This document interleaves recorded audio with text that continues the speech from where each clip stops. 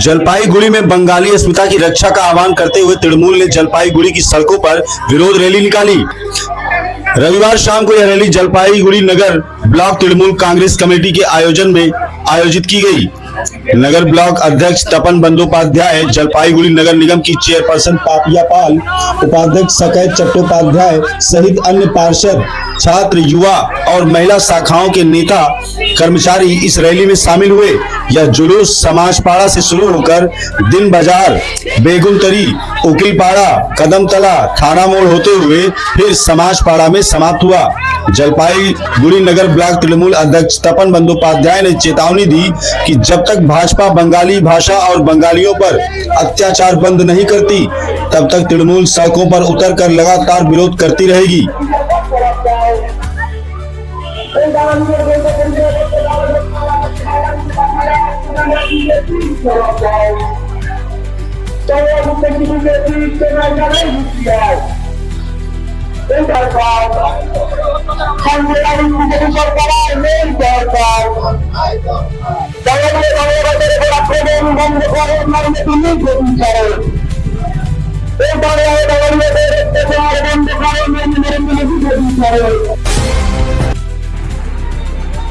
सत्ताईस 7/2025 रविवार रात 10:30 बजे से बारिश शुरू हुई।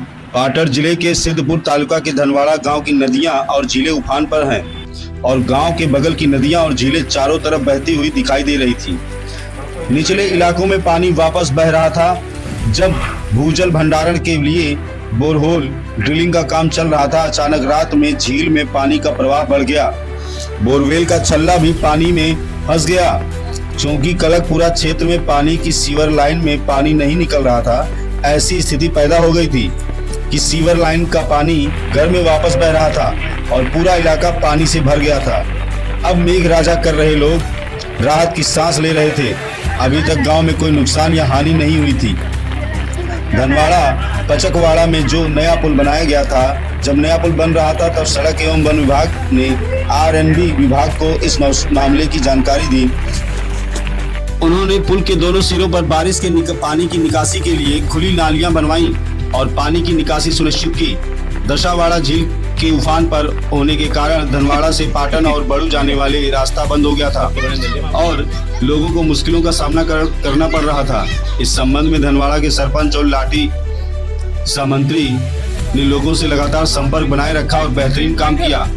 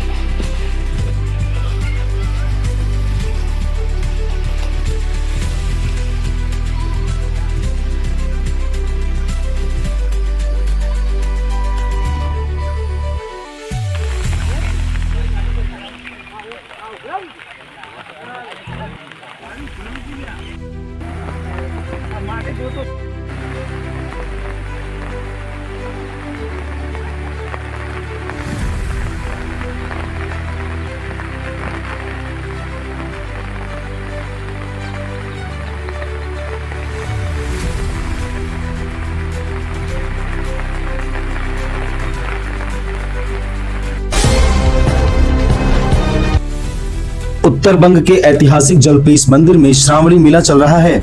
इस श्रावणी मेले में असम, फालाकाटा और अन्य विभिन्न स्थानों से श्रद्धालु भगवान शिव के सिर पर जल अर्पित करने के लिए आ रहे हैं। इससे पहले ही धूपगुड़ी थाना की ओर से कड़ी सुरक्षा की तहत नाका चल रहा है।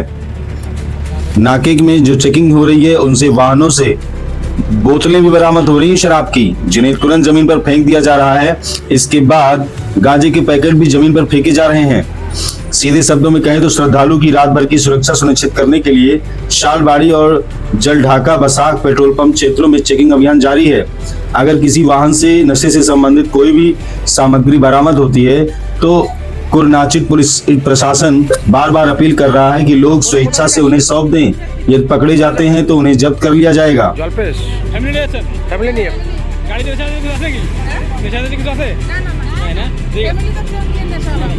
কতজন যাচ্ছেন?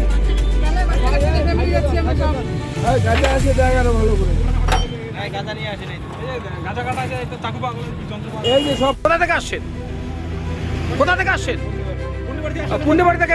মদের বোতল কেন পাওয়া গেছে দাদা? মদের বোতল কেন পাওয়া গেছে? এই যে খুঁজে খুঁজে বাচ্চা লাগছে।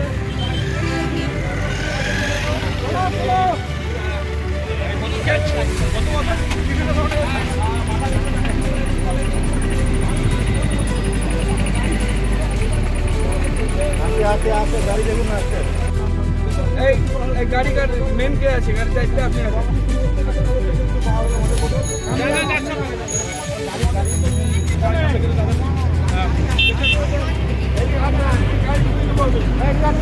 দুটো মদের বোতল কিন্তু ধরা পড়েছে এবং সেই ছবি আপনাদের বলছি।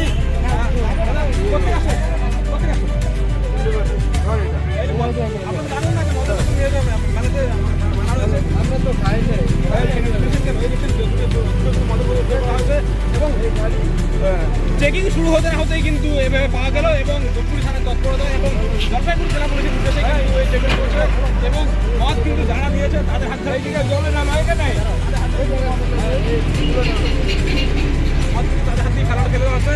আমরা সেই ছবি আপনার দেখার লাইভের মাধ্যমে একদিন দেখুন যারা মদ নিয়ে এসেছে তাদেরকে কিন্তু তাদের হাত দিয়ে মদ দিয়ে খেলানো হচ্ছে। সেই ছবি দেখতে সবাই লাইভের মাধ্যমে মূলত জলপাইগুড়ি জেলা পুলিশের নির্দেশে এবং ধূপগুড়ি থানার উদ্যোগে গতকালের যে বিভিন্ন দুর্ঘটনা ঘটেছিল সেগুলো এড়াতে কিন্তু এবার এই পদক্ষেপ দেখছেন। মদের বোতল কিন্তু হাত দিয়ে যারা নিয়ে এসেছেন তারাই মদ ফেলে দিচ্ছে।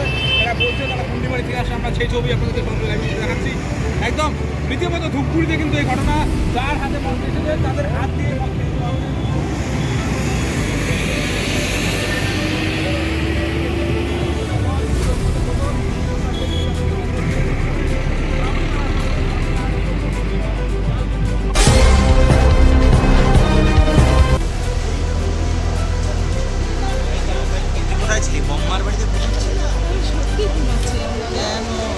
चौंतीस युवतियों को बस द्वारा दूसरे राज्य में तस्करी करने के आरोप में सिलीगुड़ी मेट्रोपॉलिटन के प्रधान नगर थाना पुलिस ने 3 एजेंटों को गिरफ्तार किया है। गौतम राय 28 वर्ष सिलीगुड़ी के हैदरापाड़ा निवासी है। जिला इनका जलपाईगुड़ी पड़ता है। पेट्रस बेग 42 वर्ष डुआर्स के जोरांटी टी गार्डन क्षेत्र का निवासी है। जय श्रीपाल 32 वर्ष का है, सिलीगुड़ी के जनक नगर का रहने वाला है। गिरफ्तारी एक रिजर्व बस से सभी लड़कियों को पहले बिहार के रांची और फिर तमिलनाडु ले जाने की योजना बना रहे थे। पूछताछ के बाद पता चला कि सभी लड़कियों को SP apparels limited 39A extension street, Kayatti Pudur, Avinashi 641654 Tamil Nadu के एक गारमेंट वर्कशॉप में काम पर ले जाया जा रहा था। एजेंटों के बयान संतोषजनक नहीं पाए गए और सभी दस्तावेज भी सही तरीके से दर्ज नहीं थे, जिसके चलते उन्हें गिरफ्तार कर लिया गया। सभी लड़कियों को पुलिस में सुरक्षा में ले लिया गया है और उन्हें उनके परिवार को सौंपा जा रहा है। गिरफ्तार किए गए तीनों के खिलाफ प्रधान नगर थाना मामला संख्या 522/25 दिनांक 27/7/2025 के तहत धारा 137(2), 143(3)/61(2) BNS के में मामला दर्ज कर लिया गया है।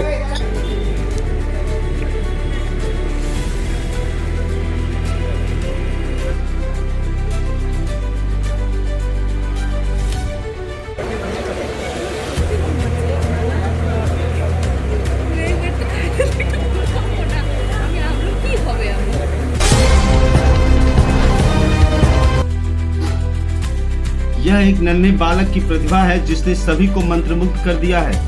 प्रचार से दूर यह नन्हा कलाकार मात्र 3 वर्ष की उम्र से ही नृत्य से जुड़ा हुआ है और लोगों से सराहना प्राप्त करने में सफल हुआ है।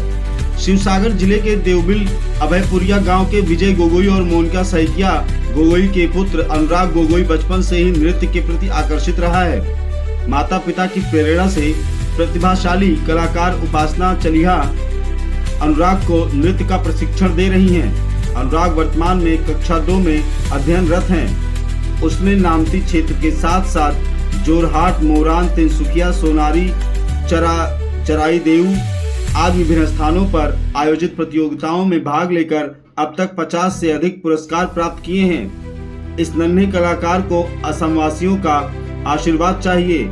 अनुराग की माता ने प्रत्येक अभिभावक से अपील की है कि यदि आपके बच्चे में प्रतिभा है तो उसे आगे बढ़ने का अवसर जरूर दें।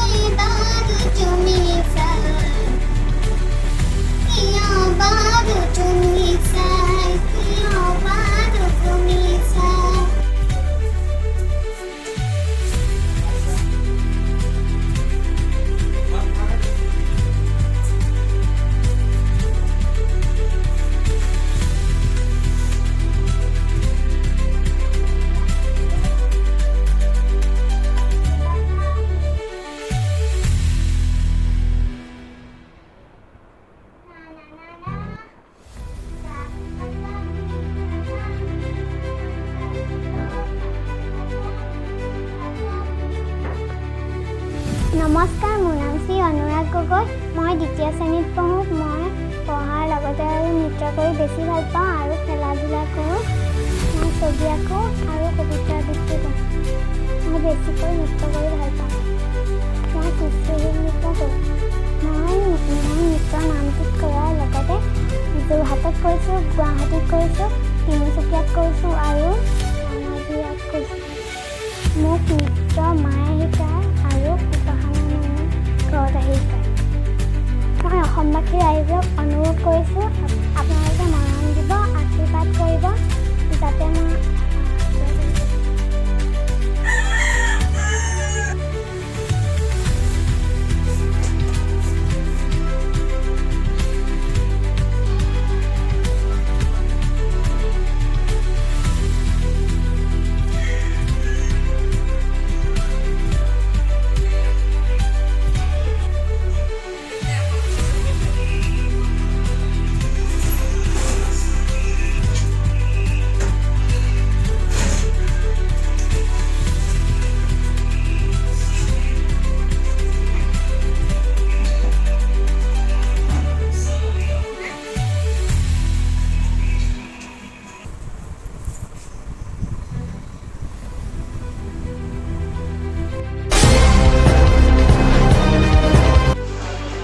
कोच बिहार में एक व्यक्ति की पीट पीटकर हत्या का आरोपी की राजनीतिक पहचान सामने आते ही सक्रिय हुई तृणमूल। खेत में खेती को लेकर हुआ विवाद जो इस कदर बढ़ा कि एक व्यक्ति की पीट पीटकर हत्या कर दी गई। मृतक का नाम सुबोध मालाकर है। घटना कोच बिहार के पानीशाला इलाके की है। हत्या के मामले में आरोपी है परिमल दास जो उसी इलाके का निवासी है। बताया जा रहा है कि आरोपी भाजपा कार्यकर्ता के रूप में जाना जाता है जिससे इस हत्या को राजनीतिक रंग मिलने लगा है। तृणमूल कांग्रेस ने भाजपा पर हमला बोलते हुए आरोप लगाए हैं। मृतक के परिवार का कहना है कि आरोपी व्यक्ति उनके खेत में काम करता था। रविवार को घर के मुखिया सुबोध मालाकर और परिमल दास के बीच किसी काम को लेकर कहासुनी हो गई। उसी दौरान परिमल ने सुबोध को जबरन उठा लिया और उसकी बेरहमी से पिटाई की, फिर उसे खेत में फेंक दिया। गंभीर रूप से घायल सुबोध को परिवार वालों ने अमेजन मेडिकल कॉलेज अस्पताल पहुंचाया, जहां डॉक्टरों ने उन्हें मृत घोषित कर दिया। घटना की खबर फैलते ही इलाके में हड़कंप मच गया। उधर आरोपी के भाजपा कार्यकर्ता होने की जानकारी सामने आने पर तृणमूल कांग्रेस ने मोर्चा संभाला। तृणमूल के जिला अध्यक्ष अभिजीत देव भौमिक रात में ही अस्पताल पहुंचे और मृतक के परिजनों से मुलाकात की। उन्होंने कहा कि आरोपी भाजपा समर्थक है और इलाके में अपराधी के रूप में बदनाम है। उन्होंने आरोपी को सख्त सजा देने की मांग की है। इस घटना पर अब तक भाजपा की ओर से कोई प्रतिक्रिया नहीं आई है। জমিতে চাষাবাদ করেছিল পরিতোষ দাস, সে ওই গ্রামেরই ছিল। তো সেই নিয়ে একটা বচসা হয়, ধান গাছের রোয়া লাগানো ঠিক হয়নি, এসব সুবোধ মালাকার তাকে বলে যে আমাদের দলের সমর্থক আছে। তাকে তখন এই পরিতোষ আর কি সে মারধর করে, মেরে তখনই সে আর কি অজ্ঞান হয়ে যায়। তারপরে আবার সে মেরে তাকে বাড়িতে নিয়ে বাড়ির সামনে এবং সেখানেই এক্সপায়ার করে। কিন্তু পরবর্তীতে হসপিটালে নিয়ে এসে সে আবার নিজে পরিতোষ নিজে মারার পরে তাকে হসপিটালে নিয়ে আসে তার ভাস্তার সাথে নিয়ে এসে যখন এখানে ডাক্তার বলেছে মারা গেছে, ও এখন তখন আবার একটা অ্যাম্বুলেন্স ঠিক করে নিয়ে বাড়ির সামনে বডি রেখেও পালিয়ে যায়। ভয়ঙ্কর বিষয়। ছেলেটির দুষ্কৃতিকর অ্যাক্টিভিটিস অনেক আছে এবং গ্রামে তার অনেক বদনামও আছে, খুব উশৃঙ্খল আর কি। তার হাতেই এই 60 বছরের মানুষ তাকে খুন করা হয়। তাই আমরা তীব্র নিন্দা করছি এবং অবিলম্বে যে আসামি গ্রেপ্তার হোক, পুলিশ আইনানুগ ব্যবস্থা গ্রহণ করুক, এটাই আমরা। বলছিলাম এই যে পরিতোষ দাস, তার কি রাজনৈতিক কোনো পরিচয় রয়েছে? পরিতোষ দাস তো বিজেপি সমর্থক, এলাকা সকলে জানে বিজেপি করে, পুরো ওপেনলি বিজেপি করে এবং একটু হার মাত্রায় উশৃঙ্খলতা পুরো এলাকাটা সন্ত্রাস করে থাকে। তার এই বিষয়ে অনেক রেকর্ড আছে এলাকা। এখানে বিজেপির এখন পর্যন্ত পলিটিক্যাল ইনভলভমেন্ট কিছু পাচ্ছি না। যদি সেটা করে তাহলে খুব অন্যায় করবে বিজেপি। কারণ এইভাবে একটা 60 বছরের বৃদ্ধকে খুন করা এটা খুব অন্যায়।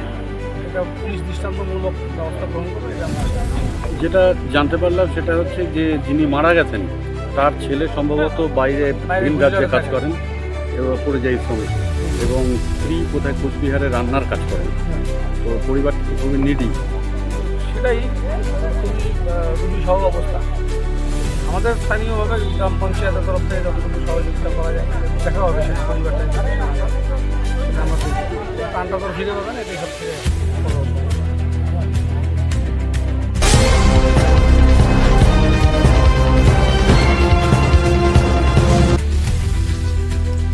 हिंदू मुस्लिम एकता की अनूठी मिसाल बोल बम यात्रा में खड़े हुए मुस्लिम समाज सेवी स्वयं सेवी प्रतिनिधि जलपाईगुड़ी का कहना है, धर्म नहीं मानवता।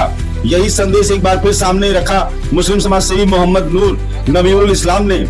सावन के महीने में बोलबम यात्रा के दौरान उदलाबाड़ी में से जलपेश धाम की ओर पैदल यात्रा कर रहे एक समूह के हिंदू युवकों को उन्होंने मदद पहुंचाई। रविवार रात ये यात्री क्रांति ब्लॉक के राजा डांगा ग्राम पंचायत स्थित कैनल रोड के पास पहुंचे। थके हुए इन यात्रियों को पीने का पानी और सूखा भोजन सौंप पश्चिम बंगाल स्वदेश निर्माण इनिशिएटिव ट्रस्ट के उपाध्यक्ष मोहम्मद नूर नबीउल इस्लाम ने इस मानवीय सहायता का नेतृत्व उन्होंने स्वयं किया। उन्होंने कहा, हमें अपनी सामर्थ्य के अनुसार थोड़ा सहयोग करने की कोशिश की। हमारी यही कामना है कि वे सकुशल अपने गंतव्य तक पहुंचे। इस पहल के दौरान स्थानीय निवासी मनु राय, अरुण राय समेत कई अन्य लोग भी मौजूद थे। सभी ने कहा, इस तरह का अंतर धार्मिक सहयोग आज के समाज में सौहार्द का एक उदाहरण बन रहा है। यात्रियों में से एक सदस्य ने कहा, यह रास्ता बहुत लंबा है, हम थक चुके थे।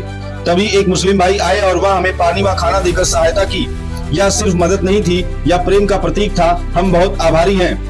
यह घटना इस बात का प्रमाण है कि समाज धर्म में बंटवारे नहीं बल्कि मानवता और सहानुभूति से बनता है। हिंदू मुस्लिम की ये एकता आज राजा डांगा से पूरे समाज को सिखाई गई सौहार्द के मार्ग में ही सच्ची शक्ति है।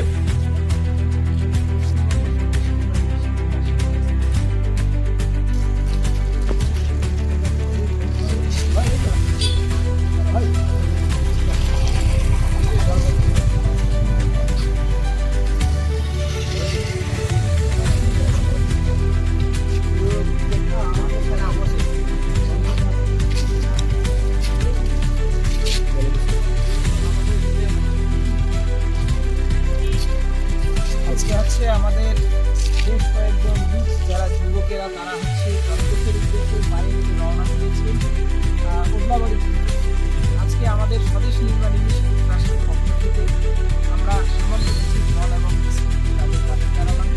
এছাড়াও আপনারা যারা দেখবেন রাস্তায় তাদের দেখা হলে অবশ্যই তাদের পাশে দাঁড়াবেন। আমি আমার নাম মোহাম্মদ নুর নবীউল ইসলাম। আমি পশ্চিমবঙ্গ স্বদেশ নির্মাণ ইনিশিয়েটিভ ট্রাস্টের ভাইস প্রেসিডেন্ট। তোমার মোবাইলটা দাও। कहाँ के लिए जा रहे हैं? उदलाबाड़ी से आए हैं पैदल यात्रा में जलपेश जाने के लिए। जी। पैदल यात्रा जा रहे हैं उदलाबाड़ी से जलपेश। सब भाई लोग अचानक क्यों आप लोग पैदल यात्रा में शामिल हो गए? अचानक अब सब एक बार में हम लोग डिसाइड किए ना, एक ही दिन में किए, एक ही दिन में किए। सभी आप लोग उदलाबाड़ी से ही हैं? हाँ सब उदलाबाड़ी से। सबों के लिए आप लोग क्या मैसेज देना चाहते हैं, विशेषकर इस पद यात्रा के माध्यम से? हम लोग इतना बोलना चाहते हैं, हम लोग जा रहे हैं रास्ता घाट में कोई अच्छा हेल्प करना चाहिए हम लोग का। हम लोग पैदल जा रहे हैं, इतना दूर जा रहे हैं। क्या पहली बार आप लोग जा रहे हैं कि पहले भी गए थे? पहले भी गए हैं, बस पहले गाड़ी से गए थे, इस बार हम लोग पैदल गए। अच्छा, आपका नाम? मेरा नाम रोहित साहब है। आप लोग कितने जन हैं? हम लोग 10 जन। 10 जन हैं। सभी 10 जन ही उदलाबाड़ी से ही आप लोग? क्या उम्मीद करते हैं कब तक पहुंचेंगे आप लोग? हम लोग का उम्मीद है कल सुबह तक पहुंचेंगे। पूरे रात भर अभी पैदल हाँ, चलेंगे? रात भर हम लोग पैदल चलेंगे।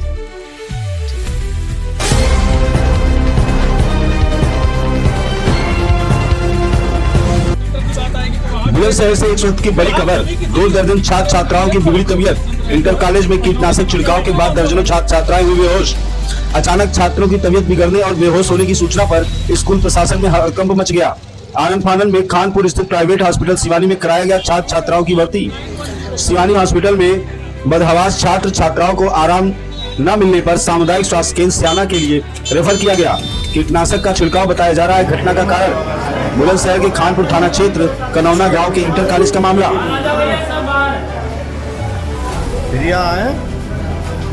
मैं तो जो गया हूँ कोई बताने को तैयार ना हो। मैं तो स्कूल में बना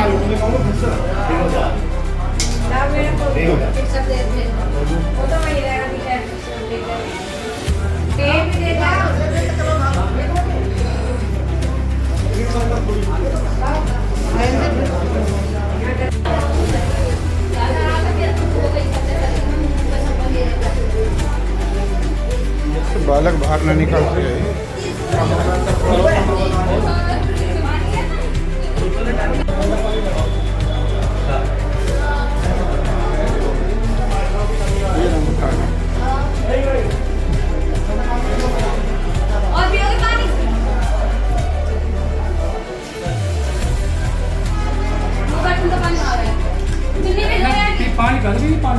की बात आएगी तो वहाँ भी ले जाएंगे।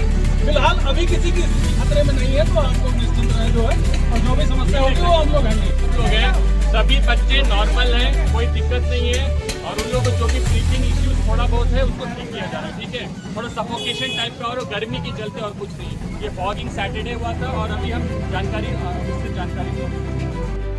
जितने भी बच्चे यहाँ भर्ती हैं सबकी कंडीशन पूछी गई और डॉक्टर ने बताया कि सभी नॉर्मल हैं, और बाकी यहाँ के सर खानपुर क्षेत्र के कनौना इंटर कॉलेज में कुछ छात्र छात्राएं बेहोशी हालत में अस्पताल में लाए गए। क्या है ये पूरा मामला, और अब तक के जो बच्चे हैं कितने इनकी संख्या जो बेहोशी हालत में को लाया गया? आज सुबह हमें ये सूचना मिली कि कनौना स्थित इंटर कॉलेज में कुछ बच्चे जो है वो सफोकेशन और थोड़ा सा वोमिटिंग बता रहे हैं, जिसके आधार पर उन बच्चों को जो है खानपुर कस्बा स्थित सिवानी हॉस्पिटल और कैलाश हॉस्पिटल और एक और अन्य हॉस्पिटल में भर्ती कराया गया। मौके का हमने और सीओ साहब ने निरीक्षण किया। पता लगा कि शनिवार के दिन खानपुर इंटर कॉलेज में फॉगिंग कराई गई थी और संडे को स्कूल बंद रहा था। मंडे को स्कूल खुलने के बाद बच्चे जब उसमें पढ़ने आए तो उन्होंने अपने चेहरे पर जलन की और वोमिटिंग की शिकायत की। उसके बाद बच्चे यहाँ खानपुर कस्बा स्थित अस्पताल पर लाए गए। हम लोग भी मौके पर पहुँचे। MOIC खानपुर को भी यहाँ पर बुलाया गया और करीब 20 से 25 बच्चे हैं जिनकी संख्या है कि जो चेहरे पर ईचिंग और वोमिटिंग महसूस कर रहे हैं। यहाँ से जो बच्चे बिल्कुल ठीक हो रहे हैं वो घर जा रहे हैं, या जिनको कुछ अनईजी फील हो रहा था उनको कस्बा सयाना या महालक्ष्मी हॉस्पिटल में शिफ्ट करा दिया गया है एम्बुलेंस के जरिए। स्थिति कंट्रोल में है, अभी कोई ऐसी दिक्कत नहीं है। सर, थाना खानपुर क्षेत्र के गांव कनौना में इंटर कॉलेज में छात्र छात्राएं बेहोश की हालत में अस्पताल में लाई गई। ये क्या है पूरा मामला और अब तक के कितने बच्चे हैं जिनका उपचार किया जा रहा है और वो क्यों बेहोश हुए? आज थाना खानपुर को सुबह सूचना प्राप्त हुई कि कनौना इंटर कॉलेज में 20-25 बच्चे की तबीयत खराब हुई, जिनको वॉमिटिंग और चेहरे में जलन की शिकायत हो रही थी। तुरंत मौके पे पुलिस पहुंच के उन्हें यहाँ के प्राइवेट अस्पताल में भर्ती कराया गया। इनमें से 3-4 बच्चों को थोड़ा सफोकेशन टाइप का फील हो रहा था, तो इसलिए इन्हें CSC सियाना में भर्ती कराया गया है। मौके पे पुलिस प्रशासन सभी लोग मौजूद हैं और प्राथमिक उपचार हेतु सभी कार्रवाई की जा रही है। सभी बच्चे नॉर्मल हैं, अभी कोई भी तकलीफ नहीं है और आगे की अग्रिम कार्रवाई की जा रही है। सर, क्या कुछ कारण पता लगे हैं कि जिससे बच्चे बेहोश हुए हैं? काफी मात्रा में संख्या में ये बच्चे जो बताया जा रहा है कि सैटरडे को स्कूल प्रशासन ने वहाँ पर फॉगिंग करवाए थे कीटनाशक, ताकि मच्छर का ज्यादा प्रकोप ना हो वहाँ पर। उसी के बाद संडे स्कूल बंद था और मंडे जब बच्चे आए, इसमें कई बच्चे एक्चुअली फास्टिंग भी कर रहे थे, तो उन्हें सफोकेशन टाइप का फील हुआ, इसलिए उनकी तबीयत खराब हुई।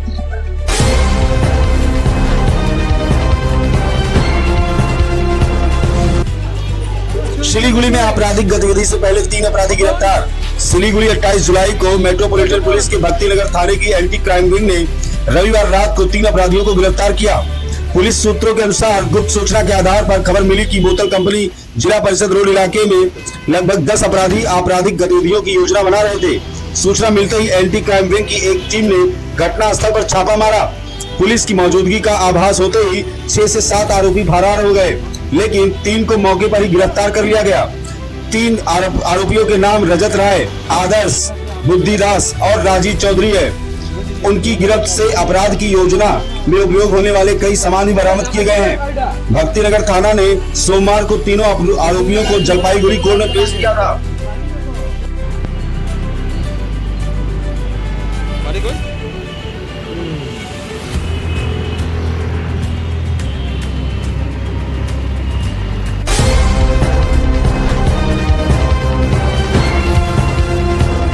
CPIM डाब ग्राम 3 नंबर एरिया कमेटी महिला युवा की ओर से हैदरपाड़ा के विभिन्न इलाकों में वृक्षारोपण कार्यक्रम आयोजित किया गया।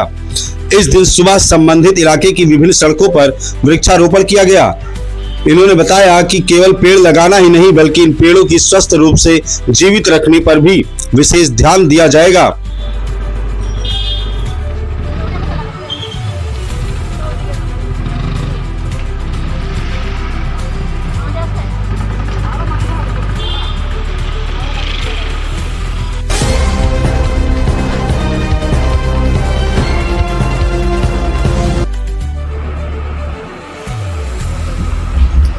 जगन्नाथ बरुआ कॉलेज जोरहाट को कॉलेज स्तर से विश्वविद्यालय स्तर पर अपग्रेड किया गया है। विश्वविद्यालय के प्रथम कुलपति प्रोफेसर ज्योति प्रसाद सैकिया को नियुक्त किया गया। विश्वविद्यालय के प्रथम कुलपति ज्योति प्रसाद सैकिया ने आज जोरहाट स्थित जगन्नाथ बरुआ विश्वविद्यालय हाल में आयोजित एक विशेष स्वागत समारोह में कार्यभार ग्रहण किया। उन्होंने कहा कि हम सभी समाज का हिस्सा हैं, चाहे वो विद्वान हो, लेखक हो, शोधकर्ता हो, वैज्ञानिक हो, डॉक्टर हो, लेकिन अगर हम खुद को बाकी समाज से अलग समझेंगे तो हम अकेले रह जाएंगे। इसलिए हमें सामाजिक व्यवस्था से जुड़े रहना चाहिए। कार्यक्रम का स्वागत जगन्नाथ बरुआ विश्वविद्यालय परिवार के डॉक्टर उत्पल ज्योति मोहंती ने किया। कार्यक्रम का संचालन डॉक्टर सुभाषीष शर्मा ने किया और मुख्य अतिथि पूर्व छात्र एवं मोरियानी विधायक रूप ज्योति कुर्मी थे।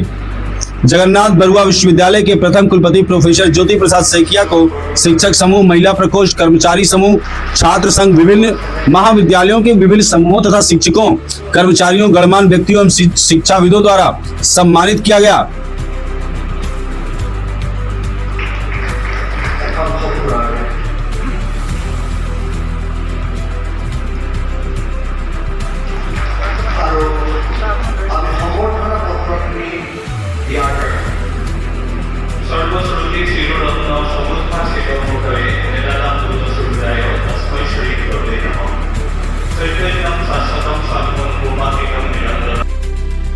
সুন্দর সমাজ নির্মাণ কৰি গতিকে মই আপোনালোকক বিনম্ৰভাৱে অনুৰোধ কৰিছোঁ যে আহক আমি আগৰ কথা পাহৰি যাওঁ, সেই ঐতিহ্যক আমি সন্মান জনাওঁ। সেই আমাৰ ব্যক্তি জগন্নাথ বৰুৱা, কৃষ্ণকান্ত সন্দিকৈ, তুলসীনাৰায়ণ শৰ্মাৰ সেই আদৰ্শক, সেই তেখেতলোকৰ চিন্তাক আমি সন্মান জনাওঁ। সেই পুৰণিকলীয়া কিছু বস্তু আমি নতুন চিন্তা চৰ্চাৰে নতুন প্ৰত্যাহ্বানলৈ আমি আগবাঢ়িব লাগিব। এখন চূড়ান্ত প্ৰচাৰে আগামী জনাব ডক্টৰ উৎপল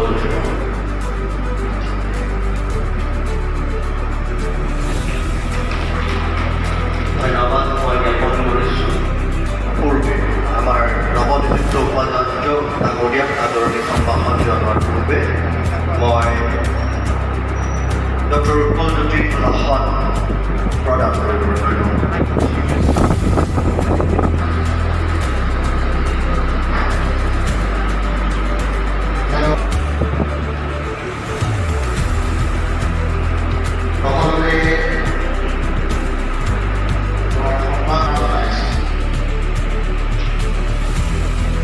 আজি মহাবিদ্যালয়ৰ ইতিহাসত এক ঐতিহাসিক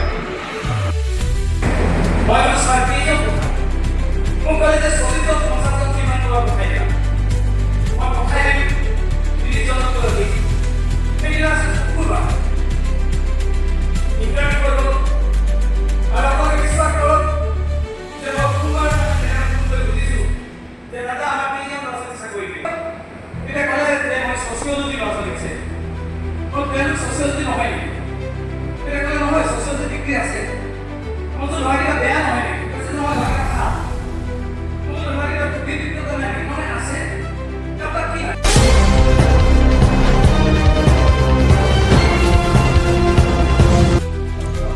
जोरहाट जिला प्रशासन ने आज पूरे राज्य के साथ मिलकर देशभक्त तरुण राम फुकन की पुण्यतिथि को देशभक्ति दिवस के रूप में मनाया। बैठक की अध्यक्षता जिला विकास आयुक्त राजीव राय ने की और गणमान्य व्यक्तियों ने देशभक्त के चित्र पर दीप प्रज्वलित कर श्रद्धांजलि अर्पित की। कार्यक्रम में जोरहाट महाविद्यालय के प्राचार्य डॉक्टर सौमित पुजारी भी उपस्थित थे। उन्होंने देशभक्त तरुण राम फुकन के जीवन और राजनीतिक, समाज और साहित्यिक जैसे विभिन्न क्षेत्रों में उनके योगदान के बारे में बताया। इस कार्यक्रम में जिला परिषद के मुख्य कार्यकारी अधिकारी, जिला स्वतंत्रता सेनानी संघ, कई गणमान्य व्यक्ति, अतिरिक्त जिला आयुक्त, सहायक आयुक्त, विभिन्न विभागों के प्रमुख, जिला प्रशासन और जिला सूचना एवं जनसंपर्क विभाग के कर्मचारी उपस्थित थे।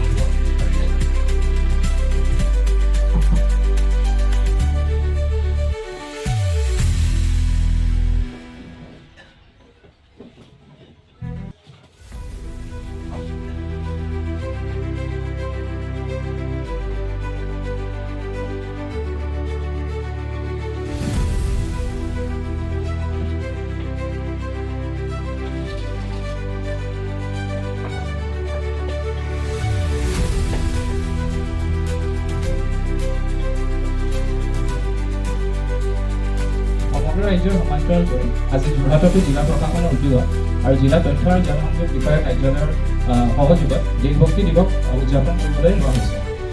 শ্ৰদ্ধাঞ্জলি জ্ঞাপন কৰিছোঁ। আজি উপস্থিত বিশিষ্ট ব্যক্তিসকলে স্বাধীনতা সংগ্ৰামীগৰাকীৰ সন্দৰ্ভত বিশদভাৱে অৱগত কৰিব। গতিকে আদৰণি জনাই মোৰ এই বক্তব্য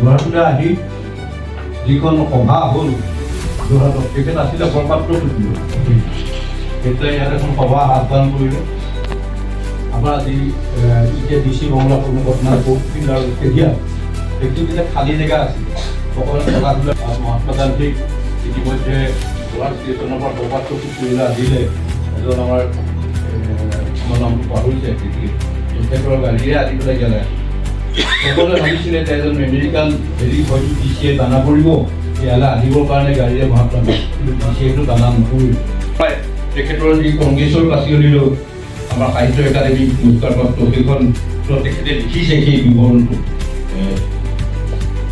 গুৱাহাটীৰ পৰা যোৰহাটলৈ আহিছিল আৰু গান্ধীজী আছিল বৰপাত্ৰ পুত্ৰীয় বৰ্তমান জগন্নাথ বিশ্ববিদ্যালয়ৰ যিটো বিভাগ আছে তাতে আছিল যোৰহাট ৰেলৱে ষ্টেচনৰ বক্স তেখেতৰ নাম তেখেতে লৈ আহিছিলে আৰু লগত আহিছিল তৰুণৰাম ফুকন আৰু গান্ধীজীৰ লগত তৰুণৰাম ফুকন গুৱাহাটী পৰা একেলগে আহিছিল গান্ধীজী যোৰহাট ভ্ৰমণৰ সময়ত বৰপাত্ৰ পুত্ৰৰ সন্মুখত থকা ফ'ৰ্ট ফিল্ড আৰু বৰ্তমান ষ্টেডিয়ামৰ মাজত মুকলি ঠাই ভেটি গান্ধীজীৰ কবিতা শুনিবলৈ আহিছিল তাৰ এটি মনোৰম বৰ্ণনা বৃন্দাবন শংকৰদেৱৰ কংগ্ৰেছৰ কাচিয়লিলৈ সাহিত্য একাডেমী বঁটাপ্ৰাপ্ত গ্ৰন্থত উল্লেখ কৰিছে এনেদৰে ফুকনে টপাকাৰ মৰাদি মাৰি সেই কথা প্ৰত্যেকজন সমাজৰ অন্তৰত সোমোৱাই দিছিল মহম্মদ আলী বুজিব নোৱাৰা উঠো ফুকনৰ মুখত পৰি পনীয়া অসমীয়া হৈ পেলাই ওলাইছিল ফলত সেই জনসমাজ তৰুণৰাম ফুকন নোহোৱা হ'লে কংগ্ৰেছৰ অসহযোগ নীতি অসমীয়াৰ বুকুত কেতিয়াও নালাগিলেহেঁতেন ফুকন ঐতিহ্যপূৰ্ণ ভ্ৰান্তকুলীয়াত এতিয়া ই ঐতিহ্যৰ দামগুণ নথকা একোজনক বৃত্তি পুৰস্কাৰ দি ঠেলি হেঁচি ওপৰলৈ তুলি সেই কাম কৰাবলৈ লগোৱা হ'লে হয়তো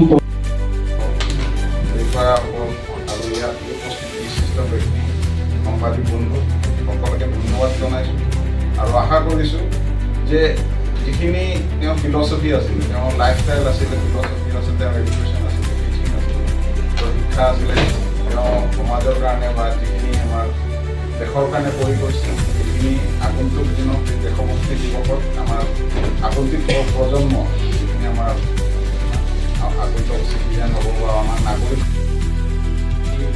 মুক্তিযুদ্ধৰ সন্মিলনৰ ফালৰ পৰা আমাৰ সম্পাদক বীৰেন্দ্ৰনাথ জনমূলিক তেখেতৰ এটা জীৱন কাহিনী খুব সুন্দৰকৈ প্ৰতিফলিত কৰিছে দেৱক বিশেষকৈ মই দুটামান কথা হয়তো কবিত্ৰবিলাকে ক'বও চাগে দুটামান কথা আমি বহুতে নজনা কথা কেইটামান ক'ব দুটামান কথা ক'ম সেইটো হৈছে গান্ধীজী যেতিয়া প্ৰথম অসম বন্ধলৈ আহিছিলে 1921 চনৰ 18 আগষ্টৰ দিনা তেখেত গুৱাহাটীলৈ আহিছিলে আৰু গুৱাহাটীলৈ আহিয়েই তেখেত ঘৰৰ ৰুমত থকা তৰুণৰাম ফুকনদেৱৰ ঘৰতে আছিলে তাতে সেইদিনাই তৰুণৰাম ফুকনদেৱ গৈছিলে কৰ্মবীৰ নবীন চন্দ্ৰ বৰদলৈ গৈছিলে যোৰহাটৰ পৰা ৰজনীকান্ত তেখেতক গৈ তেখেতক আমন্ত্ৰণ জনাইছিলেগৈ আৰু গান্ধীজীয়ে তেখেতক সন্মতি জনাই মই অসম ভ্ৰমণ কৰিলোঁ ৰাতিপুৱা উপৰাগত দিনা আহিলে আৰু সেইদিনাই বিয়লি বেলা গধূলি সময়ত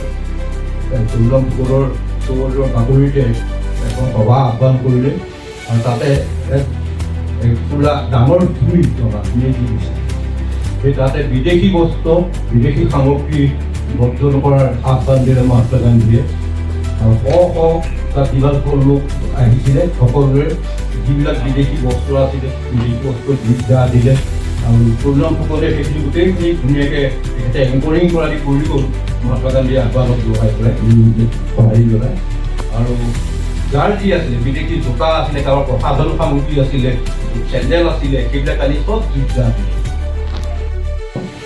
মানে বিহাৰ আৰু উৰিষ্যাক লগ লগাই দিব খুজিছিলে আৰু গোটেইটো মোটামুটি ডিজাইনটো কমপ্লিট হৈ গৈছিলে সেইটো সময়ত এটা কমিশ্যন কৰা হ'ল যেতিয়া বিহাৰত আৰু কি উৰিষ্যাত খুব প্ৰতিবাদ হ'ল এটা কি কৰা হ'ল এটা ডাঙৰ তাতে কমিশ্যন এটা কৰা হ'ল তাত মুখ্য কাৰ্যবাহী হিচাপে ফুকন আছিল ব্ৰিটিছে ফুকনক দায়িত্ব দিলে আৰু ফুকন গ'ল আৰু গৈ বহুত দিন ধৰি ফুকনে গোটেই তাৰ হিষ্ট্ৰী কেনেধৰণে উৰিষ্যা ডেভেলপ হ'ল উৰিষ্যাৰ ভাষা ডেভেলপ হ'ল উৰিষ্যাৰ ঐতিহ্য এই গোটেই কথাবিলাক বিবেচনা কৰি আল্টিমেটলি ফুকনৰ এই আয়োগে এটা সিদ্ধান্ত দিলে যে Orissa should be N independent state Orissa এখন স্বাধীন ৰাজ্য হ'ব লাগে এটা বিহাৰৰ লগত নহয় এটা নিজা অস্তিত্ব থাকিব লাগে সেইকাৰণে উৰিষ্যাৰ মানুহবিলাক সদায় তৰুণৰাম ফুকনৰ প্ৰতি বিশেষভাৱে কৃতজ্ঞ যে উৰিষ্যা যদি এটা ছেপাৰেট এণ্টিটি হিচাপে কিয় হ'ল তাৰ অন্তৰালত চবতকৈ ডাঙৰ কথা আছিল ফুকনৰ কিন্তু আমি এটা কথা ভাবিব লাগে এটা কথা আমি কল্পনা কৰি চাব লাগে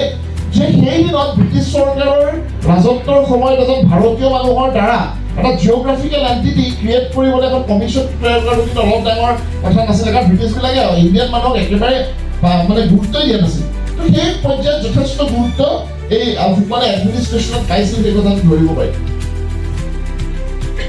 আমি পৰিষদৰ মুখ্য কাৰ্যবাহী বিষয়া প্ৰমুখ্যে উপস্থিত গণ্যমান্য ব্যক্তিসকল, সভা আনুষ্ঠানিকভাৱে আৰম্ভ হৈছে আৰু ইয়াৰ পাছতে আমি নিৰ্দিষ্ট বক্তা হিচাপে আমন্ত্ৰণ কৰি অনা গামোচাৰে আদৰণি জনাবৰ বাবে জিলা তথ্য আৰু জনসংযোগ বিষয়াগৰাকীক আহ্বান জনাইছোঁ।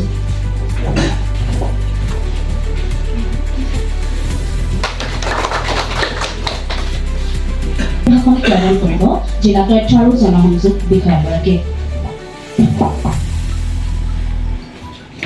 মহোদয়, অতিৰিক্ত জিলা আয়ুক্ত মহোদয়, সকলো সহকাৰী আয়ুক্ত আৰু আমাৰ মাজত নিৰ্দিষ্ট বক্তা হিচাপে আমন্ত্ৰিত যোৰহাট মহাবিদ্যালয়ৰ অধ্যক্ষ ডক্টৰ সবিত্ৰ পূজাৰী মহোদয় প্ৰমুখ্যে উপস্থিত বিভিন্ন ক্ষেত্ৰৰ গণ্যমান্য ব্যক্তিসকলক আজিৰ সভাত আমি ইতিমধ্যে অৱগত হৈছে যে আজি ভাৰতৰ স্বাধীনতা সংগ্ৰামী তথা সুদক্ষ ব্যক্তি দেশভক্ত তৰুণৰাম ফুকনৰ মৃত্যু দিৱস। ভাৰতৰ স্বাধীন এইগৰাকী দেশভক্ত তৰুণৰাম ফুকনৰ আজি ৮৬ সংখ্যক মৃত্যুবাৰ্ষিকী। তৰুণৰাম ফুকন 1927ত CWC মেম্বাৰ হ'ল, মানে কংগ্ৰেছ ৱৰ্কিং কমিটিৰ মেম্বাৰ হ'ল, আৰু 1828ত যিটো কমিশ্যন বনোৱা হ'ল, যিটো এটা কংগ্ৰেছে এটা কমিটি কৰিলে যে যিটোৰ দ্বাৰা মানে এটা যদি স্বাধীন ভাৰত হয়, কাইলৈ যদি স্বাধীনতা পাম, স্বাধীনতা হ'লে সংবিধান লাগিব, সেইকাৰণে কংগ্ৰেছে এখন সংবিধান কমিটি পাইছিলে, 3-man কমিটি। ইয়াত চেয়াৰমেন আছিলে মতিলাল নেহেৰু আৰু মেম্বাৰ দুজন মহম্মদ আলী জিন্না আৰু তৰুণৰাম ফুকন। তাতে আমি ফুকনৰ ষ্টেচাৰটো গম পাওঁ, যেটা অল ইণ্ডিয়া কমিটি হৈছে, যেতিয়া ইণ্ডিয়া ইউনিফাইড আছিলে, মানে পাকিস্তান, বাংলাদেশ, অসম, ইণ্ডিয়া, এই গোটেইকেইখন ৰাষ্ট্ৰ লগ লাগি থকা অৱস্থাত ইমানবোৰ নেতাৰ মাজৰ পৰা যিখন 3জনীয়া কমিটি কৰা হ'ল, তাত 1 man was তৰুণৰাম ফুকন। সেইটো অলপ ডাঙৰ কথা নহয়। তো এখন কনষ্টিটিউশ্যন কৰিলে মহম্মদ আলী জিন্নাই ৰিজাইন কৰিলে, ফলত গোটেই কামটো মোটামুটি তৰুণৰাম ফুকনে কৰিব লগা আছিলে। মতিলাল নেহেৰুৰ অলপ ষ্টাইলটো বেলেগ আছিলে, গতিকে মতিলাল নেহেৰুৱে ফুকনৰ সহযোগত এই গোটেই সংবিধানখন প্ৰথম তৈয়াৰ কৰি পেলাই যিখন কংগ্ৰেছৰ প্ৰথম সংবিধান আছিলে সেইখন তেওঁলোকে উপহাৰ দিছিলে। ইয়াৰ আগতে কিন্তু ফুকনৰ এটা বেলেগ ৰোল আমি কওঁ, ফুকন কংগ্ৰেছৰ পৰা ওলাই গৈছিলে নহয়, ফুকন কংগ্ৰেছৰ পৰা ওলাই গৈছিলে। যেতিয়া 1921ত যেতিয়া চৌৰি চৌৰা আন্দোলন হ'ল, হয় ফুকনে তেওঁক মাতিছিলে, মাতি লৈ আনিছিলে মহাত্মা গান্ধী। ফুকনৰ আমন্ত্ৰণ ক্ৰমে মহাত্মা গান্ধী অসমলৈ আহিছিলে, ৰোহিণী ভান্তি বৰুৱালৈ গৈছিলে 21 চনত। তো এই যে গৈ মাতি থৈ আহিলে অসমত, কংগ্ৰেছ অধিৱেশন মাতি থৈ আহিলে। 26 চনত পাণ্ডৱ নগৰত, মানে এতিয়া আমি যিটো পাণ্ডু বুলি কওঁ সেইটো পাণ্ডৱ নগৰ বুলি পাতিছিলে, তেতিয়া পাণ্ডু হৈ গ'ল। আৰু পাণ্ডৱ নগৰত তেতিয়াটোতে আমাৰ এই প্ৰথম অসমত ভাৰতীয় জাতীয় কংগ্ৰেছৰ অধিৱেশনখন হৈছিলে। কিন্তু অল ইণ্ডিয়া লিডাৰবিলাকে অসমলৈ অধিৱেশনখন দিবলৈ একদম মন নাছিলে। তেওঁলোকে চবেই কৈছিলে যে অসমে পাতিব নোৱাৰিব, অসমত ক'ত ইণ্ডাষ্ট্ৰী আছে, পইচা ক'ত পাব, কোনে পইচা দিব, ইমানটো নাই। গতিকে যমুনালাল বাজাজ, ইণ্ডিয়াত যিবিলাক ফাইনেন্সাৰ আছিলে কংগ্ৰেছৰ, যিবিলাকে ফাইনেন্সটো ক্ৰিয়েট কৰিছিলে, তো সেই ফাইনেন্সাৰটো অসমত নাই, গতিকে কেনেকৈ পইচা তুলি অসমত পাতিব। তো ফুকনে ক'লে হ'ব। তো কংগ্ৰেছৰ অধিৱেশন আহিলে, সাংঘাতিক বৰষুণ দিলে, যিমান মানুহ আহিব বুলি ভাবিছিলে অধিৱেশনলৈ সিমান মানুহ নাহিলে। বৰষুণত বতৰ বেয়া হ'ল, গোটেই বহুত কষ্ট হ'ল, যিবিলাক কাম এবাৰ কৰিছে দুবাৰ কৰিব লগা হ'ল, ফলত বহুত নষ্ট হ'ল। আৰু সেইদিনত মোটামুটি কংগ্ৰেছৰ অধিৱেশনৰ ধাৰ হ'ল 35,000 টকা। আজিৰ দিনত সেইটো নট লেছ দেন 50 লাখ, 50 লাখৰ বেছি টকা হ'ব। সেই দিনত মানে 1926 চনত যিটো মানে 35,000 বুলি কৈছে, 35,000 টকা ডেফিচিট হ'ল। আৰু এই ডেফিচিটটো মাৰিবৰ কাৰণে তৰুণৰাম ফুকনে নিজৰ সমগ্ৰ সম্পত্তি নিলাম কৰিছে। এতিয়া যিটো জজ ফিল্ড আছে, এই জজ ফিল্ডত ফুকনে নিজৰ প্ৰত্যেকটো সম্পত্তি, যিমান পৈতৃক সম্পত্তি আছে, কিন্তু ধাৰ ৰাখিব খোজা নাছিল। না কংগ্ৰেছক ধাৰত ৰাখিব খুজিছিল, না নিজে উদযাপন সমিতিৰ সভাপতি হিচাপে ধাৰত থাকিব খুজিছিল। আৰু এইটোত তাৰ ডাঙৰ ভূমিকা নবীন চন্দ্ৰ বৰদলৈৰ আছিল। কিন্তু তেওঁলোকৰ নিজৰ সম্পত্তিখিনি নিলাম দি, এই যে কয় নহয় সন্যাসী ঘৰৰ মানুহ যেতিয়া এতিয়া এইটো বুলি যাওঁ, এই সন্যাসী চৰিত্ৰটো আমি তৰুণৰাম ফুকনৰ ইয়াত দেখোঁ যে নিজৰ ঘৰৰ সম্পত্তি দেশৰ কাৰণে, ৰাষ্ট্ৰৰ কাৰণে নিলাম কৰি দিবলৈ তেওঁ কুণ্ঠাবলৈ পাইছিল, খৰচটো কোনোদিন লোৱাই নাছিলে। তো এই নেতৃত্বৰ যিটো গুণ তাৰমানে, যে অসমীয়া এই নেতাবিলাকে মানে কেনেধৰণে পাৰ্টিটো কৰিছিল। 1921 চনত সময়টো অসমৰ কাৰণে অতি জটিল সময়। কেলে অসমত কংগ্ৰেছ হৈছে 5 জুনত, মানে শান্তিবনত, মানে আমাৰ নবীন বৰদলৈৰ ঘৰত দিনটো অতি ক্ৰুচিয়েল কেনে ক্ৰুচিয়েল আগদিনালৈকে ঠিক হৈ আছে তৰুণৰাম ফুকন অসমৰ প্ৰথম কংগ্ৰেছ হ'ব অসম প্ৰথম প্ৰদেশ কংগ্ৰেছ কমিটি তৰুণৰাম ফুকন প্ৰেচিডেণ্ট হ'ব কাৰণ ফুকনক বাদ দি বিকল্পই নাই অসমৰ বাহিৰত ফুকন মানে অসম মানে ফুকন ফুকনৰ বাহিৰত অসমত একো বেলেগ একো চিন নাপায় গোটেই ভাৰতবৰ্ষত তো ফুকন সভাপতি হ'ব একদম কনফাৰ্ম আৰু তেওঁৰ লগত কোনো বেলেগ কোনোবা থিয় হ'ব এইটো প্ৰশ্নই নাহে এই বিহগুৰিৰ পৰা অহা সৰু ল'ৰাটো মাত্ৰ 17 বছৰ 18 বছৰ হৈছে চন্দ্ৰনাথ শৰ্মা কৈলে যে ফুকন সভাপতি হ'ব নোৱাৰিব তো আজিৰ দিনত কি হ'ল ইমান পাৱাৰফুল লিডাৰ একদম চন্দ্ৰনাথ শৰ্মাৰ যে 17 বছৰৰ ল'ৰাটো বহাই থৈ দিলে শেষ কৰি বৰবাদ কেৰিয়াৰ খতম কৰিলে কিন্তু ফুকনে ক'লে অ'কে কেলে হ'ব নোৱাৰিব ফুকন সেইদিনালৈকে আৰলা কলেজৰ প্ৰফেচাৰ হৈ আছে জ্ঞানালীহৰ পৰা যিখন আৰলা কলেজ খুলিলে এইখন চৰকাৰে পৃষ্ঠপোষকতা কৰিছিল অসমত ল কলেজ তাত ফুকন অধ্যাপক আছিল তো চন্দ্ৰনাথ শৰ্মাই ক'লে কেনেকৈ কৰিব ব্ৰিটিছৰ ইনষ্টিটিউশ্যনত চাকৰি কৰা মানুহ এটা কংগ্ৰেছৰ সভাপতি কেনেকৈ হ'ব গতিকে ৰাতি যোৰহাটৰ পৰা কুলধৰ চলিয়াক মাতি নিয়া হ'ল আৰু Kuladhar Chaliha became the first president of Assam Pradesh Congress committee Assam Pradesh Congress কমিটিৰ প্ৰথম সভাপতি কুলধৰ চলিয়া হ'ল তৰুণৰাম ফুকনক আঁতৰাই দিয়া হ'ল কোনে দিলে এই বিহগুৰিৰ পৰা অহা সৰু ল'ৰাটো চন্দ্ৰনাথ শৰ্মা কিন্তু ফুকনে এই কথাটো বুজিছিল যে চন্দ্ৰনাথ শৰ্মা দেশৰ এটা মানে এনেকুৱা সম্পদ এনেকুৱা এটা ল'ৰা যাৰ ওপৰত ভিত্তি কৰি আমি চন্দ্ৰনাথ শৰ্মাৰ জীৱন চৰ্চা কৰিলে দেখিম যে অসমত একোৱেই নহ'লহেঁতেন স্বাধীনতা সংগ্ৰামত মানে সাংগঠনিক পৰ্যায়ত যদি চন্দ্ৰনাথ শৰ্মাৰ মানে বৰঙণি নাথাকিলে সেই চন্দ্ৰনাথ শৰ্মাই কিন্তু পিছৰ পৰ্যায়ত যেতিয়া তৰুণৰাম ফুকনে চাকৰিটো ৰিজাইন দিলে তেওঁই প্ৰস্তাৱ কৰি পিছত তৰুণৰাম ফুকন পুনৰ সভাপতি হ'ল আৰু তেওঁ ঘৰত থাকিলে তেখেতেতো ক'লে এটা ডাঙৰ জুই জ্বলিছিল বুলি জুই জ্বলাটো মই চবতকৈ ডাঙৰ কথাটো কওঁ সেই জুই জ্বলাটো তৰুণৰাম ফুকনৰ ঘৰৰ পৰা সেই দিনত 6,000 rupees আজিৰ দিনত চাগে 6-7 লাখ টকা হ'ব মানে ফুকন কেনেকুৱা ফেশ্বন আছিলে ফুকনৰ 6-7 হাজাৰ টকা সেই দিনতে কাপোৰ জুইত দিছিল মানে ফুকনৰ কাপোৰ ব্যক্তিগত কাপোৰ মানে আজিৰ দিনত আপুনি কল্পনা কৰিছোঁ যিটো মানে ফুকনে গোটেই বিদেশৰ পৰা কাপোৰ আনি পিন্ধিছিলে ফুকনৰ ষ্টাইলে বেলেগ আছিলে তো এই জুই পুৰা 3 দিন 3 ৰাতি জ্বলি আছিলে মানে মানুহে ইমান কাপোৰ দিছিলে ইমান ডাঙৰ জুই জ্বলিছিলে যে 3 দিন 3 ৰাতি জুই পুৰা জ্বলি আছিলে আৰু ফুকনে এই গোটেই কথাটোত নেতৃত্ব লৈছিলে কিন্তু যেতিয়া 21 চনত চৌৰি চৰা ঘটনা 22 চনত চৌৰি চৰা ঘটনা হ'ল মহাত্মা গান্ধী আন্দোলনটো বিহেতু এৰি দিলে যে মই হেৰি নকৰোঁ মই আৰু আন্দোলন নচলাওঁ চন্দ্ৰনাথ শৰ্মাই চিঠি লিখিলে শ্বিলঙত বেমাৰী সজ্জাৰ যিটো বিদ্ৰোহ ইণ্টাৰনেশ্যন আপুনি জাতিটোক বিশ্বাসঘাতকতা কৰিলে বুলি চন্দ্ৰনাথ শৰ্মাই মহাত্মা গান্ধীলৈ চিঠি লিখিছে আৰু সেইটো সময়ত গোটেই কংগ্ৰেছৰ কৰ্মীবিলাক হতাশ হৈ গৈছে যে চৌৰি চৰা যে আন্দোলনটো বন্ধ হ'ল ফুকনে কিন্তু ৰৈ থকা মানুহ নহয় ফুকনে কংগ্ৰেছ এৰি কি হ'ল ফুকন গ'ল মতিলাল নেহৰু আৰু দেশবন্ধু চিত্তৰঞ্জন দাসৰ লগত স্বৰাজ্য দল গঠন কৰিলে মহাত্মা গান্ধীয়েও সন্মতি দিব লাগিব গোটেই বাধাবিলাক কৈছিল আমাৰ তাত কাৰণ তেওঁলোকে কৈছে যে সংগ্ৰামখনটো চলাই ৰাখিব লাগিব মহাত্মা গান্ধীয়ে ক'লে বুলি সংগ্ৰামখনটো বন্ধই হ'ব নোৱাৰিব সংগ্ৰামখন চলাই ৰাখিব লাগিব তেওঁলোকে ভাবিলে যে ফাইট ফ্ৰম উইদিন মানে ভিতৰৰ পৰা যুদ্ধটো কৰিম গতিকে তেওঁলোকে ডিচিশ্যন ল'লে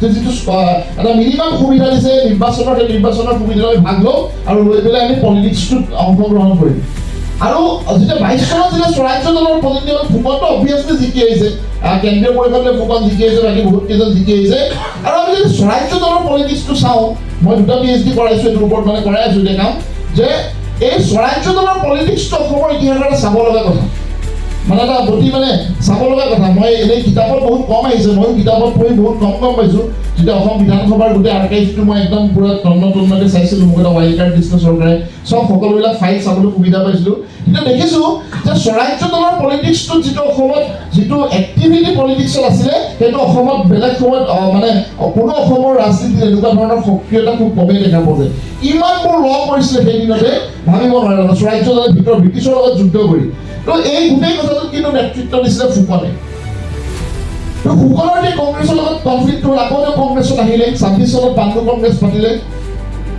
27 তেওঁ CWC মেম্বাৰ হ'ল 28 তেওঁ সংবিধান কমিটিৰ মেম্বাৰ হ'ল তাৰপিছত কিন্তু ফুকনৰ লগত বিপৰ্যয় আহিলে ফুকনৰ কংগ্ৰেছৰ লগত বিৰোধিতা হ'ল যেতিয়া নিৰ্বাচন হ'ল ফুকনে ইণ্ডিপেণ্ডেণ্ট খেলিব লগা হ'ল নবীন চন্দ্ৰ বৰদলৈ ইণ্ডিপেণ্ডেণ্ট খেলিছিলে কিন্তু নবীন চন্দ্ৰ বৰদলৈ হাৰিছিলে ফুকন জিকিছিলে কিন্তু নবীন চন্দ্ৰ বৰদলৈ কংগ্ৰেছত গ'ল পিছৰ পৰা কংগ্ৰেছে টিকট দিলে ফুকনক নিদিলে ফুকনৰ লগত কংগ্ৰেছৰ আহিলে ফুকনে শেষৰ সময়ত অতি তিক্ততা পাইছিলে আমি কল্পনা কৰিব নোৱাৰোঁ ফুকনে যিটো দুখ পাইছে যে আমি যদি কিং লিয়েৰত আমি যদি পঢ়োঁ যে শ্বেক্সপিয়েৰৰ কিং লিয়েৰত যি ধৰণৰ এটা চৰিত্ৰ যিটো পাগল হৈ গৈছিলে দুখত এই ফুকনৰ জীৱনত তাতকৈ কম দুখ নাই তাৰমানে ফুকনে কি হোৱা নাই? ফুকনৰ নাতি জোৱাই মৰিছে, ফুকনৰ পত্নী মৰিছে, ফুকন তিনিটাকে নিৰ্বাচনত কনষ্টেণ্ট হাৰিছে, কিন্তু ফুকনৰ ভিতৰৰ পৰা ফুকন যে ৰজাৰ যিটো এটিটিউড মানে সেইটো কিন্তু যোৱা নাই। ফুকনে যেতিয়া সিদ্ধিনাথ শৰ্মা তাৰ নাতি জোৱাই সিদ্ধিনাথ শৰ্মাৰ লগত যেতিয়া ইলেকশ্যন হাৰিলে যেতিয়া ইলেকশ্যনৰ ৰিজাল্ট দিছে, তেওঁ তেতিয়া চাৰ্কিট হাউচত আছে, তেওঁ ইলেকশ্যন হাৰিছে, সিদ্ধিনাথ শৰ্মাৰ প্ৰচেছন তেওঁ চাৰ্কিট হাউচৰ সন্মুখেদি গৈছে যে কংগ্ৰেছৰ জয়। ফুকনে চব পাহৰি প্ৰচেছনত চুক্তি দিলে, কংগ্ৰেছৰ জয়। ফুকন প্ৰচেছনত গুচি গ'ল। আৰু ফুকনে পিছত যেতিয়া কংগ্ৰেছ ৱৰ্ল্ড পৰি গ'ল, তাৰমানে যেতিয়া চাদুল্লাই এটা বেলেগ ধৰণৰ ৰোল প্লে কৰিবলৈ আৰম্ভ কৰিলে, তেতিয়া ফুকনে পলিটিক্সটোত আকৌ সক্ৰিয় হৈ গ'ল। আৰু যিখন সন্মিলিত চৰকাৰ হ'ল, যিখন ট্ৰাইবেল ফ্ৰণ্টৰ এটা বহুত গুৰুত্বপূৰ্ণ ৰ'ল আছিল, ট্ৰাইবেল লীগৰ ভীমবৰদেৱৰ এটা গুৰুত্বপূৰ্ণ ৰ'ল আছিল, তাত কিন্তু চৰকাৰখন ফুকনৰ কাৰণে হ'ল। ফুকনে অতি টেকনিক এটা মানে অতি কৌশল অৱলম্বন কৰি ট্ৰাইবেল লীগৰ চৰকাৰখন কৰিলে। আমি জানো সেইটো এটা অসমৰ ইতিহাসৰ এটা বৰ সাংঘাতিক মানে অসমত এটা ক্ৰুচিয়েল পলিটিক্সৰ সময় এইটো। আৰু তাতে ফুকনে এই গভৰ্ণমেণ্টখন কৰাত ডাঙৰ ৰোল ল'লে। আৰু সেই ট্ৰাইবেল লীগৰ চৰকাৰখন হোৱাৰ কাৰণে অসমত সেইটো সময়ত ডাঙৰ বিশেষকৈ যিটো গোপীনাথ বৰদলৈ পাৰ্টিশ্যন অফ ইণ্ডিয়াৰ সময়ত যিটো ৰোল প্লে কৰিছিল, যদি সন্মিলিত চৰকাৰখন নহ'লেহেঁতেন তাৰ কিন্তু বেছটো তৈয়াৰ নহ'লহেঁতেন, তাৰ যিটো পৃষ্ঠভূমি আছে সেইটো তৈয়াৰ নহ'লহেঁতেন। গতিকে সেইটো কাৰণে ফুকনক এটা আমি ক্ৰেডিবিলিটি দিব লাগিব। আৰু সকলোতকৈ ডাঙৰ কথা, তেওঁৰ এই যিটো আমি দেখিছোঁ যে তেওঁ স্বাধীনতা সংগ্ৰামী হিচাপে এটা ৰূপ আছিল, আৰু আমি দেখিছোঁ দেশৰ কাৰণে নিজৰ সকলো জলাঞ্জলি দি দিব পৰা মানুহ আছিল তেওঁ। আৰু কি ধৰণে তেওঁ দেশখনৰ নেতৃত্ব দিছিল, সমাজ ৰাজ্যখনৰ নেতৃত্ব দিছিল, তেওঁৰ মাধ্যমেৰে এজন ব্যক্তিৰ মাধ্যমেৰে ৰাজ্যখনক ভাৰতবৰ্ষই জানিছিল, এইটো অলপ ডাঙৰ কথা নহয়। ফুকন খুব ভাল সাহিত্যিক আছিলে, আমি সকলোৱে জানো। তেওঁৰ স্তুতিমালা খুব ধুনীয়া লিখিছে, তেওঁ জেলত থাকোঁতে তেওঁ বহুতখিনি কবিতা লিখিছে, খুব ভাল লিখিছে, চিকাৰৰ কাহিনী লিখিছে তেওঁ। এইবিলাক তেওঁৰ সাহিত্যিক হিচাপে এটা ডাঙৰ ৰোল আছে। গোৱালপাৰা অধিৱেশনত তেওঁ অসম সাহিত্য সভাৰ সভাপতি হৈছিল, তেওঁ অসম সাহিত্য সভাৰো সভাপতি হৈছিল, এইটো এটা বহুত ডাঙৰ কথা। তেওঁৰ যিখন অসম বুৰঞ্জী সেইখন এখন গুৰুত্বপূৰ্ণ কিতাপ। এই গোটেই কথাবিলাক আমি তেওঁৰ এটা এনালাইচিছ আমি মনত ৰাখিব লাগিব। আৰু তেওঁ থাকি কৰিছিল, মানে তেওঁৰ যিটো ৰজাৰ নিচিনা তেওঁৰ যিটো অৱস্থা নাছিল, মানে তেওঁ যিধৰণে চলাইছিল, তেওঁ যেতিয়া কোৰ্টত থিয় হৈছিল তেতিয়া তেওঁৰ লগত প্ৰতিপক্ষত থিয় হোৱাটো ইতিমধ্যে তেখেতে কৈছে, মানে তেখেতৰ লগত বহুত টান আছিল ফুকন থিয় হ'লে তেওঁৰ লগত কথা ক'বলৈ। কাৰণ এই গোটেইকেইটা ভাষা, অসমীয়া, ইংৰাজী, উৰ্দু, হিন্দী, সকলো ভাষাত তেওঁৰ এক্সেপশ্যনেল কেপাচিটি আছে। যেতিয়া ৰাজ্য দলৰ গোটেই অল অভাৰ ইণ্ডিয়া যেতিয়া কেম্পেইন চলিছিল, চাউথ ইণ্ডিয়াত চবতকৈ ভাল কেম্পেইন কোনে কৰিছে? তৰুণৰাম ফুকনে। তৰুণৰাম ফুকনৰ এই যিটো অল ইণ্ডিয়া ষ্টেচাৰ আছিলে, সেই কথাটো সেইদিনতে কিন্তু স্বীকৃত হৈছিলে। কিন্তু পৰৱৰ্তী সময়ত আফটাৰ ইণ্ডিপেণ্ডেঞ্চ, এইটো এটা আমি ডাঙৰ কথা যে ইণ্ডিপেণ্ডেঞ্চৰ পিছত আমি সকলোৱে সৰুৰে পৰা তৰুণৰাম ফুকনক জানিলোঁ লক্ষ্যধৰ চৌধুৰীৰ কাৰণে। এইটো আমি ইম্পৰ্টেণ্ট স্মৰণ কৰিবই লাগিব। এই যে লক্ষ্যধৰ চৌধুৰীয়ে মোৰ লক্ষ্য কবিতা লিখিলে, তাত সকলোবিলাক তেওঁ এটা মানুহৰ মনত তেওঁ এটা চৰিত্ৰ হিচাপে তৰুণৰাম ফুকনক প্ৰতিষ্ঠা কৰিলে। কিন্তু তৰুণৰাম ফুকনৰ যিখিনি কণ্ট্ৰিবিউশ্যন, তৰুণৰাম ফুকনৰ মানে আমি আচলতে মই মাজে মাজে এই কথাটো বিভিন্ন ঠাইত গ'লে কওঁ, কলেজবিলাকত গ'লে কওঁ যে আমি আচলতে অসমীয়াবিলাকে এইটো কথা মনত ৰাখিব লাগে, নতুন প্ৰজন্মই যে আমি কাৰ উত্তৰাধিকাৰী। আমি যিবিলাক মানুহৰ উত্তৰাধিকাৰী কল্পনা কৰিব নোৱাৰোঁ, তাৰমানে তো মানে ইণ্টাৰনেশ্যনেল ফিগাৰ যিবিলাক, হয়নে? আমি এতিয়া মই মণিৰাম দেৱানৰ কথা এতিয়া ক'ৰবাত কৈছে, মণিৰাম দেৱান টোটেলি ইণ্টাৰনেশ্যনেল, আন্তঃৰাষ্ট্ৰীয় পৰ্যায়ৰ মানুহ আছিল। তো মানে যিটো 16 বছৰ বয়সত 8টা ভাষা 6টা ভাষা ক'ব পাৰিছিলে, মানে ডেভিড স্কট চাহাবক গুৱাহাটীৰ পৰা হাতত ধৰি শিৱসাগৰলৈ লৈ আহিব পৰা ল'ৰাটো এতিয়া আমাৰ ব্ৰিটিছ দেখিলে ভৰি পৰে। মণিৰাম দেৱানে ডেভিড স্কট চাহাবক, যোনে গোটেই ইউৰোপত মানে যুদ্ধ জিকি এটা হেৰি কৰিলে, ডেভিড স্কটক হাতত ধৰি মণিৰাম দেৱানে লৈ আহিছে শিৱসাগৰত, অলপ ডাঙৰ কথা নহয়। তো সেই মানুহবিলাক আমি কাৰ উত্তৰাধিকাৰী? আমি মই ৰাধাকান্ত সন্দিকৈৰ কথা সদায় কওঁ যে এইবিলাক এটা অবিস্মৰণীয় চৰিত্ৰ। আৰু নিজৰ ত্যাগ, নিজৰ দান, নিজৰ বৰঙণিৰে অসমীয়া জাতিটোক তেওঁলোকে আধুনিক যুগত প্ৰতিষ্ঠা কৰি থৈ গৈছে।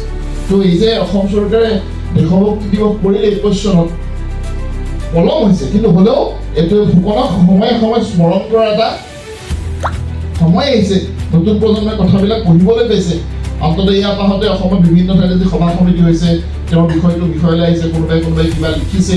আৰু আমাৰ ল'ৰা ছোৱালীবিলাকেও এই কথাটো জানিবলৈ সুবিধা পাব লাগে যে আমাৰ এই জাতিৰ নেতাবিলাকে কি কৰিছিল, তেওঁলোকে সৰ্বভাৰতীয় পৰ্যায়ত কেনেকৈ ক্লিক কৰিছিলে, কেনেকৈ তেওঁলোকে ভাৰতবৰ্ষত এটা ডাঙৰ তেওঁলোকৰ প্ৰতিভাৰ জৰিয়তে আমি কিমান প্ৰতিভাৱান মানুহবিলাকৰ উত্তৰাধিকাৰী, সেই কথাবিলাক আচলতে আমাৰ ল'ৰা ছোৱালীবিলাকক এটা চেতনাবোধ দিলে নিশ্চিতভাৱে এই তেওঁলোকৰ এটা এম্বিশ্যন, তেওঁলোকৰ এটা মানে এটা ভৱিষ্যত ৰোডমেপ এটা তৈয়াৰ কৰিবলৈ নিশ্চিতভাৱে সুবিধা হ'ব। গতিকে আমি যোৰহাট জিলাতো যিটো এটা পাতিছে বহুত ভাল হৈছে দেশভক্তি দিৱস আৰু মই আশা কৰিম যে যি উদ্দেশ্য যি আশাৰে সৈতে আমি তৰুণৰাম ফুকনৰ এই যি দেশভক্তি দিৱসৰ আয়োজন কৰিছে এইখিনি ফলপ্ৰসূ হ'ব আৰু তৰুণৰাম ফুকন পৰৱৰ্তী প্ৰজন্মৰ মাজলৈ এটা বিষয় হিচাপে এটা চেতনা হিচাপে আগবাঢ়ি যাব। ধন্যবাদ।